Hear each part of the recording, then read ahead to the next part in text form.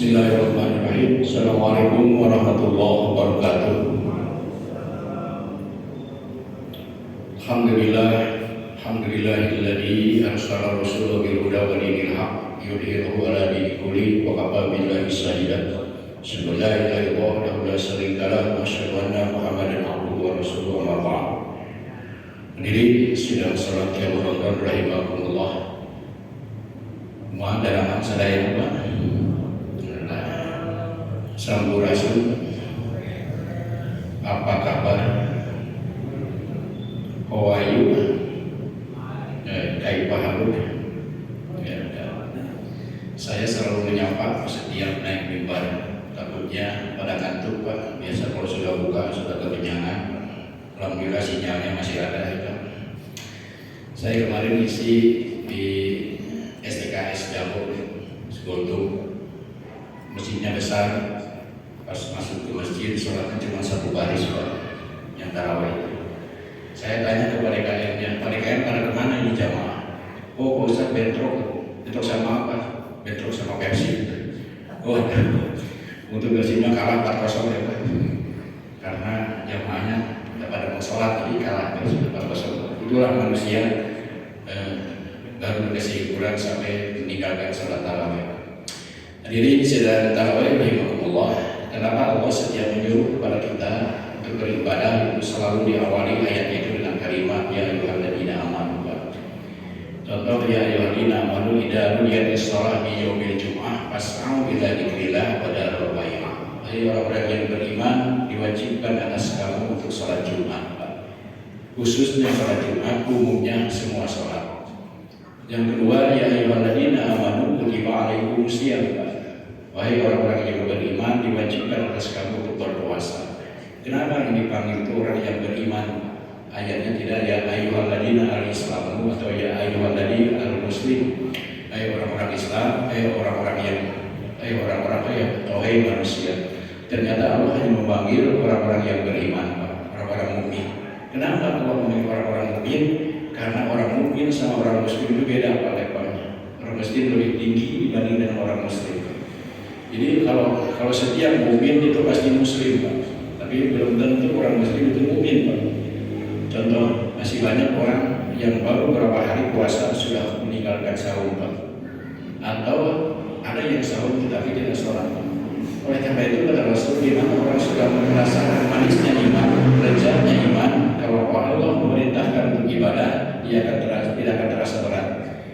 Allah menyuruh kita untuk sahur tidak akan berat Pak. Bagi orang yang sudah merasakan manisnya iman Pak. Coba yang puasanya tidak memakai iman Pak, sudah sahur, sudah sholat subuh, selesai, tidur, bangun duhur Pak.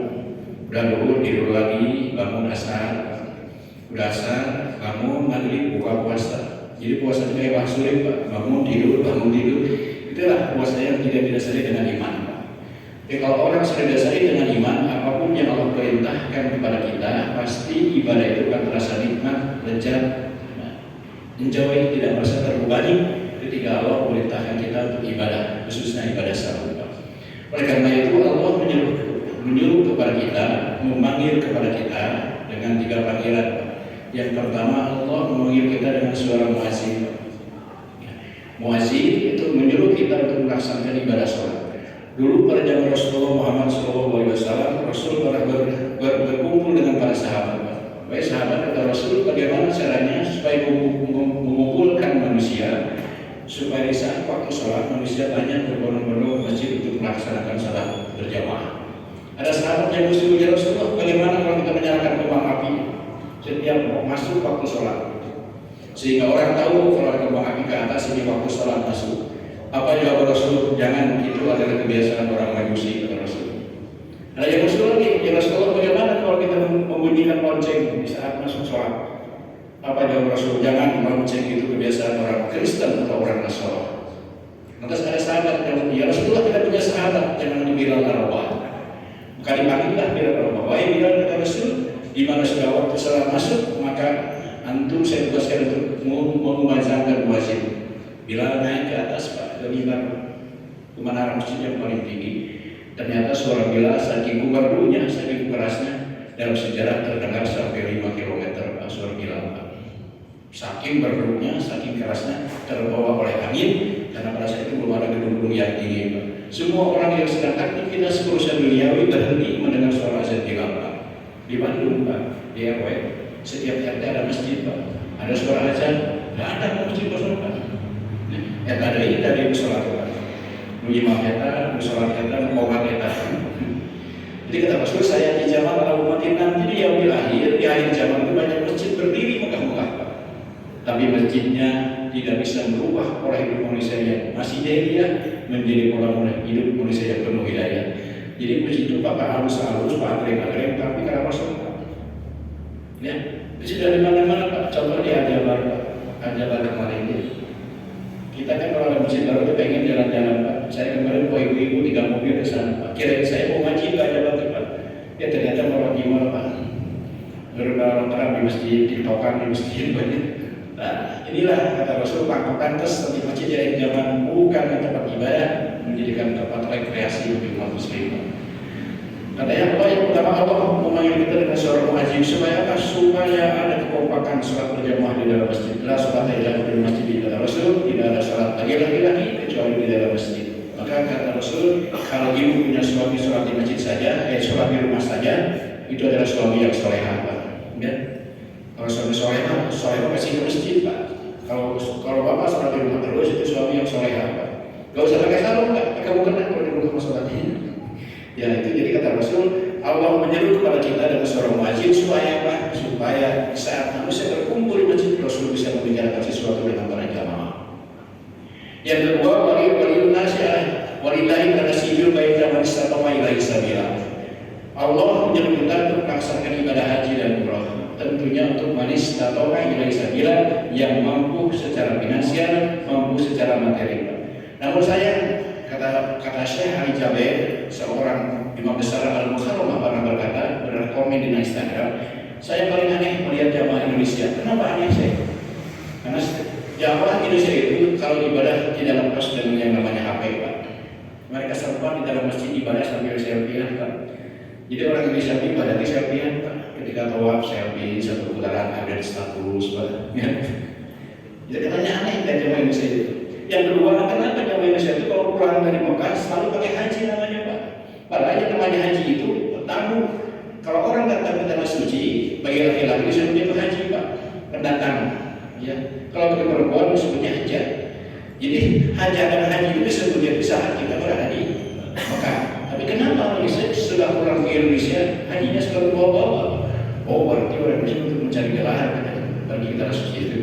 Ya, itu makanya tidak heran. Ya, ada seseorang yang sudah pergi ke tanah suci dan dipanggil Pak Haji marah, Pak. Tapi sebaliknya, Pak, ada saya tetangga yang sudah 3 kali ke tanah suci dipanggil Pak Haji marah-marah. Jangan panggil saya Pak Haji. Kenapa? Takut keikhlasan saya hilang di mata Allah Subhanahu wa taala. Aliyah syirkul asghar, dia itu syirik yang kecil yang bisa menghapuskan amal ibadah kita. Ya. Jadi itulah kita pergi ke tanah suci itu bukan hanya untuk mencari gelar, tapi untuk imanan wahdisalah, yaitu ibadah karena iman dan mengharapkan ridho daripada Allah Subhanahu wa taala. Dan yang ketiga, panggilan yang ketiga adalah idza jaa ajalun la yastakhiruna sa'atan wa la yastaqdimun. Panggilan yang ketiga adalah panggilan yang tidak bisa ditolak. Panggilan yang pertama, kita bisa mengelak banyak orang yang tidak puasa. Kita bisa mengelak banyak alasan. Banyak orang yang tidak sholat, manusia banyak alasan. Orang yang tidak pergi tanah suci, umroh dan haji pada sudah mampu, dia tidak pergi, banyak alasan. Tapi untuk panggilan yang ketiga, idza jaa ajalun la yastakhiruna sa'atan wa la yastaqdimun, di mana ajal sudah datang maka tidak bisa dimajukan dan tidak bisa dimundurkan. Kullu man 'alaiha setiap manusia, setiap orang pasti ada masa kadaluarsanya. Kullu nafsin za'iqatul maut, setiap makhluk yang bernafas pasti akan mengalami kematian. Lantas timbul pertanyaan, kenapa hari ini kita masih diberi umur oleh Allah Subhanahu wa taala? Anna nafsalatul hatta tastabil ala rizqah, karena kita masih diberi jatah rezeki oleh Allah sehingga kita perlu dipanggil oleh Allah Subhanahu wa taala. Yang jelas kita sedang mengantri panggilan dari Allah melalui petugasnya malaikat Jibril alaihi salam. Oleh karena itu di akhir Ramadan ini, hampir 10 malam akhir Ramadan ini, maka maksimalkanlah ibadah kita untuk melaksanakan iktikaf kepada Allah Subhanahu wa taala. Dan kita adalah Kata Rasulullah Muhammad SAW, Rasul di penghujung 10 hari terakhir bulan Ramadan melaksanakan itikaf sampai Rasul dipanggil oleh Allah Subhanahu wa Ta'ala. Summa takawul ajwa wajib bima'ni, lantas diteruskan oleh para istri Rasul untuk melaksanakan itikaf di dalam masjid. Apakah boleh itikaf di rumah? Tidak boleh, Pak. Itikaf itu harus di masjid. Ya, tidak boleh di musala. Meskipun kita punya musala di rumah, tetap itikaf itu harus di masjid. Karena saran itikaf itu harus di dalam masjid, Pak. Ya, yang masjid yang suka dipakai sholat untuk berjamaah, maka itu boleh dipakai untuk itikaf. Jadi kalau di rumah bukan itikaf. Kapan waktu itikaf? Daripada tarawih sampai menjelang waktu fajar, sampai menjelang waktu subuh, itu bagi yang mau itikaf. Dulu para sahabat itikaf itu dari asar sampai menjelang makan sahur, karena siang mereka beristirahat, malamnya full dipakai untuk ibadah itikaf di 10 malam terakhir bulan Ramadan. Apa yang harus kita amalkan di malam itikaf? Banyak amalannya. Membaca Quran silakan, muzikir, perbanyaklah istighfar, perbanyaklah sholat sunnah di malam terakhir 10 malam Ramadan, karena Lailatul Qadar itu tidak ditentukan kapan diturunkannya. Dalam kitab contoh kita diterangkan bahwa Lailatul Qadar itu dirahasiakan oleh Allah Subhanahu wa Ta'ala. Tapi ada yang mengatakan bahwa Lailatul Qadar akan turun di malam-malam yang ganjil, malam 21, 23, 25, 27 dan 29. Kenapa dirahasiakan malam Lailatul Qadar? Supaya manusia itu pada itikaf dari awal Ramadan sampai akhir malam. Tidak hanya dipilih-pilih di malam-malam yang ganjil kita itikaf, sementara di malam yang genap kita tidak melaksanakan itikaf. Jadi itikaf itu Lailatul Qadar adalah malam kemuliaan yang lebih bagus daripada 1000 bulan, sama dengan 84 tahun. Maka selalu timbul pertanyaan, kenapa umat Rasul umurnya singkat-singkat? Tidak ada yang mencapai 100 tahun itu jarang. Sedangkan umur Nabi Adam AS sampai 900 tahun, Nabi Musa 1000 tahun, Nabi Yusuf 800 tahun, sementara umat Rasul hanya 100 tahun maksimal. Kenapa? Karena umat Rasulullah setiap tahun itu bagi yang mendapatkan malam Lailatul Qadar itu umurnya bertambah 84 tahun. Kita itu kalau kita sudah 20 tahun sudah melaksanakan sholat tarawih, sudah melaksanakan itikaf, lantas tidak ditakdirkan dapat malam Lailatul Qadar, maka usia kita bertambah 84 tahun. Kali 20 tahun sudah melaksanakan tarawih, berapa tahun usia kita?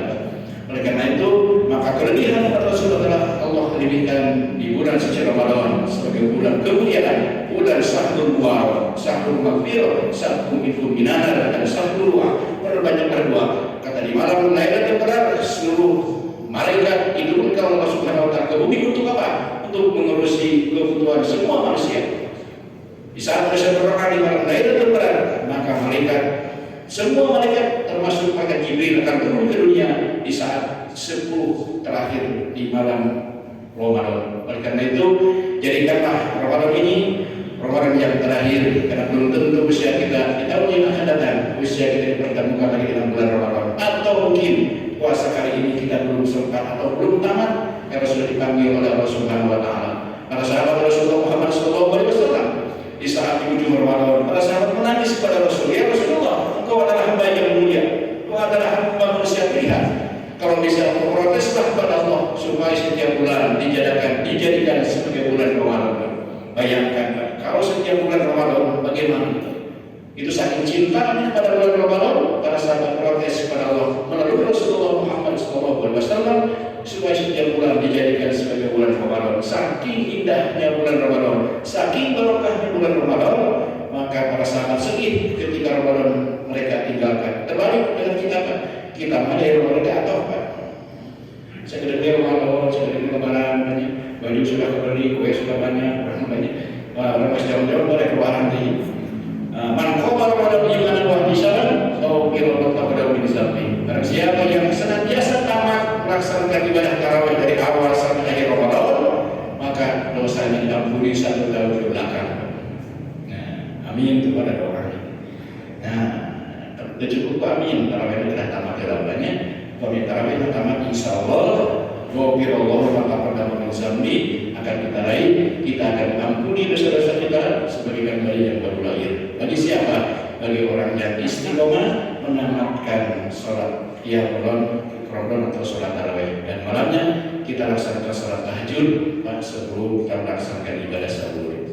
Waminal laili fatahajjat bihi bila talam asa ayat asa rabbuka maqama mahmuda. Dan bangunlah kamu di sepertiga malam yang terakhir untuk melaksanakan salat tahajud supaya apa ya Allah maqama mahmuda, supaya tempatmu ditempatkan di tempat yang paling mulia daripada Allah Subhanahu wa taala. Dan itulah terus nanti orang yang hari tahajud akan bersama kami masuk dalam surga Allah Subhanahu wa taala. Mudah-mudahan di ayat nomor ini kita istiqomahkan tarawihnya, tahajud yang kita kerjakan sehingga kita sempurna melaksanakan ibadah sahur. Tarawihnya kita tambah, baca doa kita hatam. Mudah-mudahan amal ibadah kita mudah-mudahan ridho dan mungkirah Allah Subhanahu wa taala. Sekian dan terima kasih. Bila bisa